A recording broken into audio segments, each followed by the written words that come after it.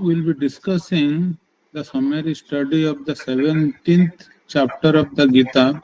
So in the 16th chapter, Krishna ends by contrasting the divine and the demoniac creatures. He says that the divine, those who have divinity, follow the Shastra, have faith and follow the Shastra. Shastra can refer to scripture. Shastra also refers to discipline and regulation. The demoniac, on the other hand, lack faith and do not follow Shastra. These are the two extremes. So immediately Arjuna asks, what about the people in between? Because most of humanity exists in between these extremes. Krishna replies that those in between have some kind of faith. So what is the nature of their faith? So one way to understand faith is through actions, like the food people eat, the sacrifices they make, and the charity they give. These things reveal the nature of someone's faith, because food represents what we take from the world.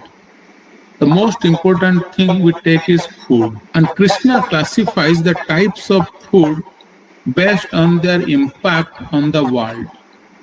Food is classified as sattvic, rajasic or tamasic based on how disruptive it is. For example, if someone considers all of existence to be potential food, this reflects their understanding of the universe. Food represents the level of faith a person has. The least disruptive food is sattvic food, which causes the least harm to other life forms. Rajasic food causes more disruption and tamasic food causes the most. So Krishna will talk about how these three activities can be used as parameters for judging the level of faith of a person.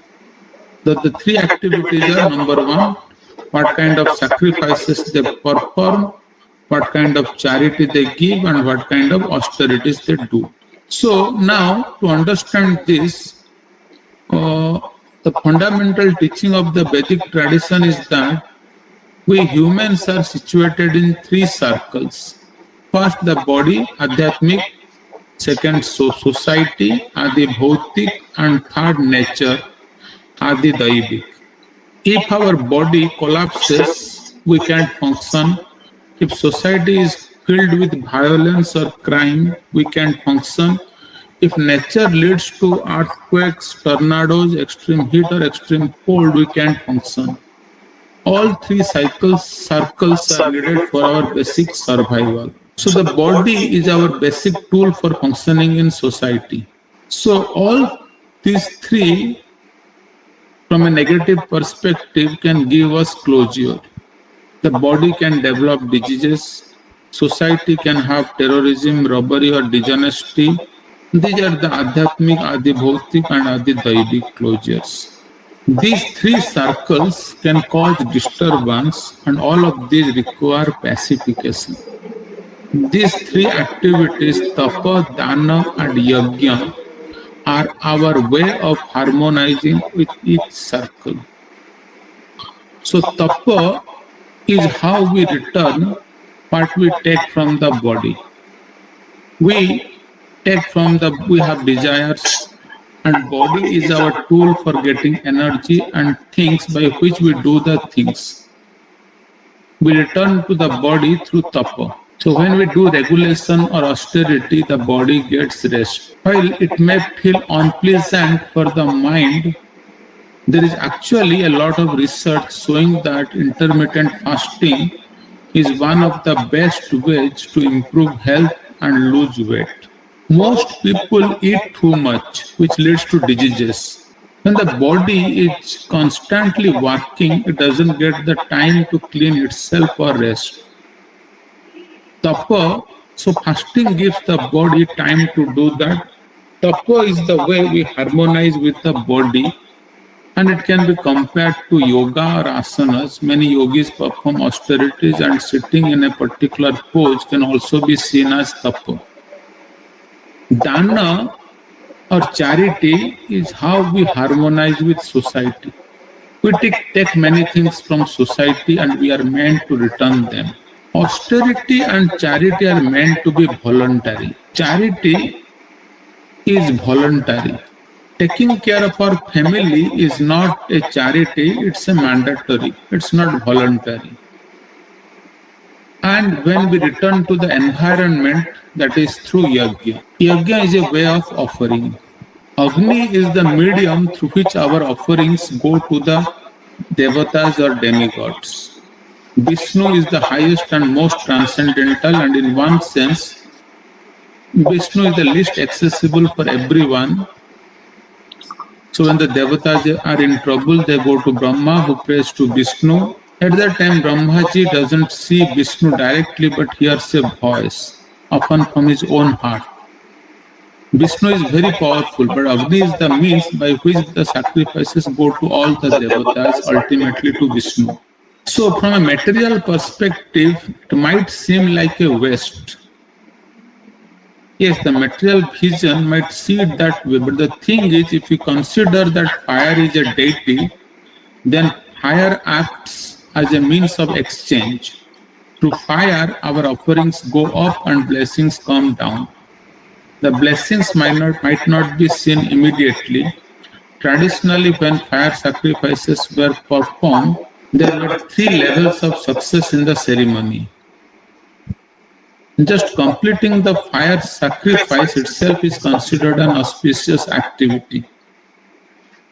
The second level of success is that higher beings or celestial beings may appear to the priests. The highest level of success is when everyone can see these celestial beings.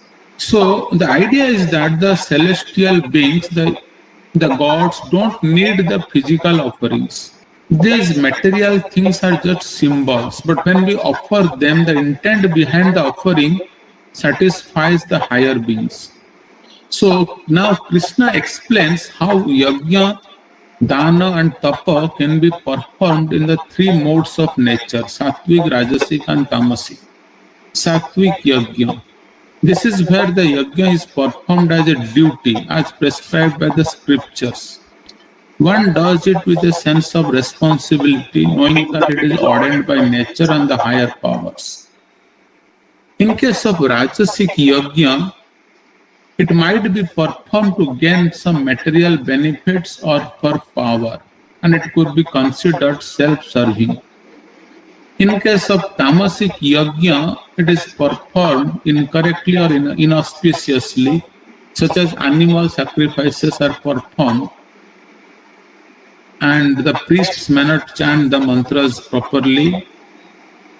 So this type of yajna would be considered tamasic.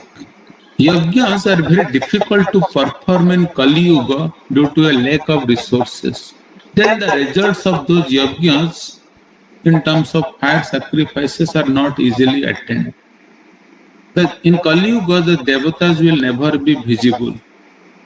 So yajnas are not performed as much. The principle of sacrifice is still there. Even when we chant the holy names, our consciousness can be focused on many things. But when we choose to focus on Krishna, that is a sacrifice. Bodily austerity, now if you focus on tapa or austerity, bodily austerity is relatively simple. Austerity of the mind involves showing respect to deities, teachers and wise people, so we don't become angry or violent. The tendency to harm others, whether physically or verbally, is part of human nature. But we train ourselves to show respect instead. Bodily austerity refers to controlling our physical tendencies, such as avoiding violence. Now, if we take austerity of speech, our words should not agitate others. They should be truthful, pleasing, and beneficial.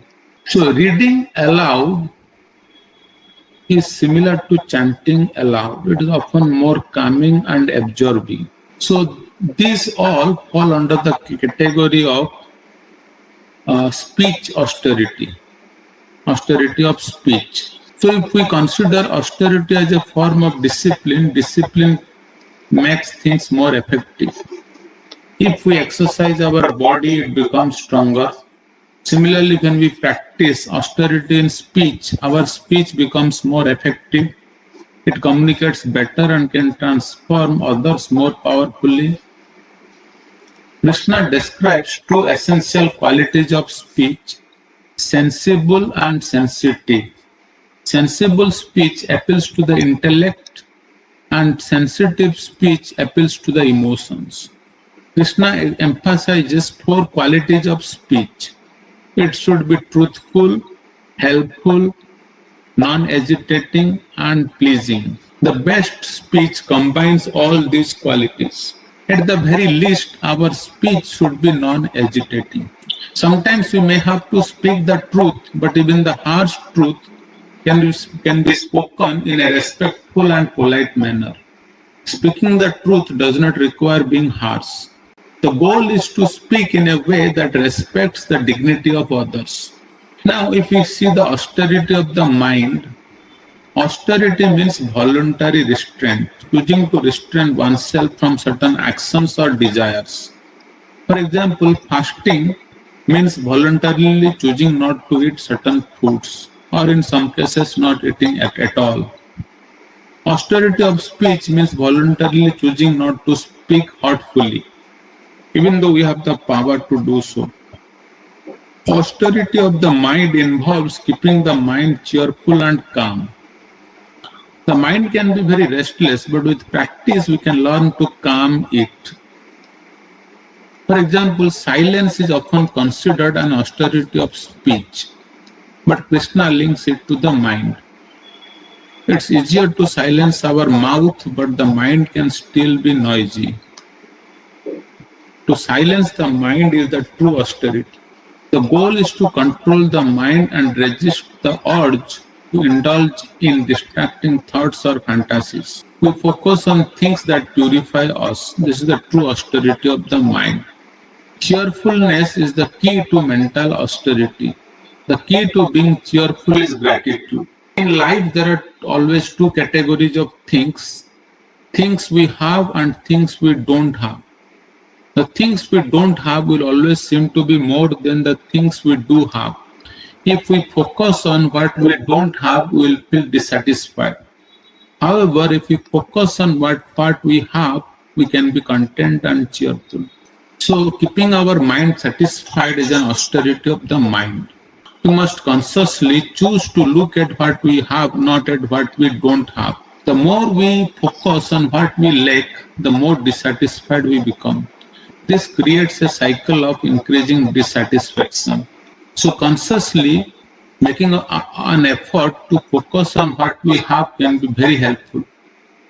One way to do this is by practicing gratitude. Count your blessings. Gratitude increases our mental energy. So much of our energy is drained by craving things we don't have and resenting what others have. Gratitude helps conserve our energy and keeps our minds focused. That's why it is the first austerity of the mind. Now, if we see the charity can be performed in three modes: goodness, passion, and ignorance. Krishna explains that charity can be given at the wrong time or to unworthy recipients. If charity is given without considering the time, place, or circumstance, or is done disrespectfully, it is considered tamasic, in the mode of ignorance. Krishna also explains that charity can be done with the right intention at the right time and to the right person. The action itself can be good, but to truly evaluate its goodness, we need to consider the intent behind it and the consequences it causes. Charity is generally seen as a good act, but if it is given to someone who will only use it for harmful purposes, it can cause more harm than good. So when giving charity, we need to consider not just the action, but also the intent and the outcome. So it's important to consider who receives charity and the effects it has. So when charity undermines family bonds and encourages dependency, it can lead to chaos rather than welfare. In some cases, charity may end up causing more harm than good.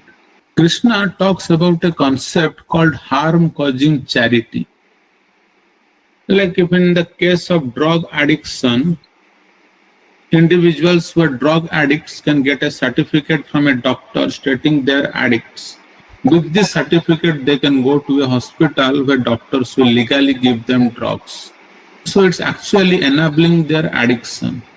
So the intention is charitable, helping people who are suffering, but the result is ultimately harmful. Charitable actions must be guided properly with a clear understanding of their consequences. Krishna points out that charity, like any sacrifice, must be connected to the higher truth, the absolute truth, for it to be truly beneficial. Without this connection, any sacrifice is futile. So overall, we have discussed that the faith can be understood through the actions we take, what food we consume, and what we give through yajna or sacrificial acts. So, to the body, society, and nature, for the body, we provide nourishment through food. For society, we give through charity. And for nature, we give through yajna. So, yajna is like a cosmic tax where the exchange between us and the universe is important. Then we have discussed the austerity, focusing on how the body, speech, and mind can be purified. Then in the case of charity, we have discussed that charity should not enable irresponsibility, and the intention should be good and the result should also be good. So when we practice charity or help others, it's important to consider not just the action but also its intent and consequence. Charity should support responsibility and strengthen, not weaken the family or social fabric. So thank you very much. Hare Krishna.